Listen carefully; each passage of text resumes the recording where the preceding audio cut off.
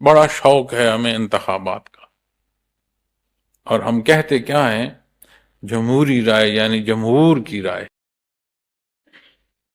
اب اس جمہور کی رائے کو آپ غور فرمائیں۔ ایک حلقے میں، مثال عرض کرتا ہوں، ایک حلقے میں اگر 100 بندہ ہے تو کینڈیڈیٹ کم از کم 3 ہوتے ہیں، 2 تو ہوتے ہی ہوتے ہیں لیکن عموماً 3 ضرور ہوتے ہیں۔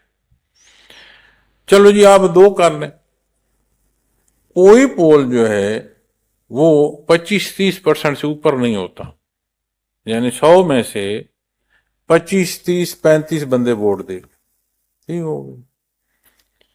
بہت بڑا کمال ہو جائے اور جھوٹ داخل کر دیا جائے تو بھی یہاں 50 کہتا کوئی نہیں ہے۔ فرض کرو آپ 50 ووٹ پول کر دو، 25-25 2 حصوں میں تقسیم ہوں گے، ایک جیتا ایک ہارا۔ جو جیتا اس نے 30 لیے، جو ہارا اس نے 20 لیے۔ جو جیتا اس کے پاس کتنے ہوئے 100 میں سے؟ 30۔ پیچھے بچے کتنے؟ 70۔ اب مجھے بتاؤ، یہ اکثریت رائے ہے، جس کے پاس 30 کی رائے ہے وہ 100 پر حکمرانی کرتا ہے، اس کو جمہوریت کہتے ہیں۔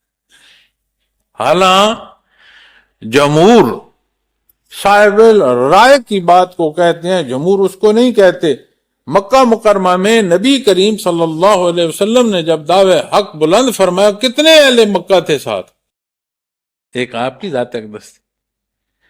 جمہور بھی مجبور ہے اپنی رائے کو دیتے ہوئے کہ اللہ کا حکم کیا اس کے تحت رائے جمہور کی ہوگی، اس سے باہر نہیں ہوگی۔ تو جو جمہور ہمارے پاس دین سے دوری پر بھی ہے، اس میں بھی جمہور کوئی نہیں، اور ہم چاہتے ہیں کہ نتائج بہتر۔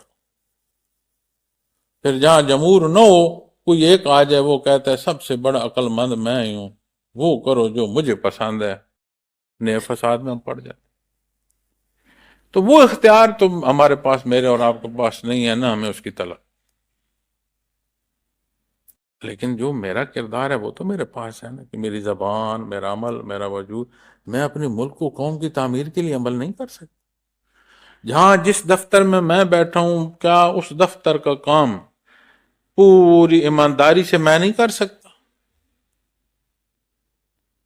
تو جب تک اب یہ قوم اپنے پاؤں پر کھڑی نہیں ہوگی، اس کی دنیا اقوام عالم میں کوئی حیثیت نہیں، اور قومیں افراد سے ہوتی ہیں، اکائی ہوتا ہے ایک ایک فرد، تب یہ قوم اپنے حصے کا کردار ادا کرو، تکڑے ہو کر کرو، اور اللہ کے لیے کرو۔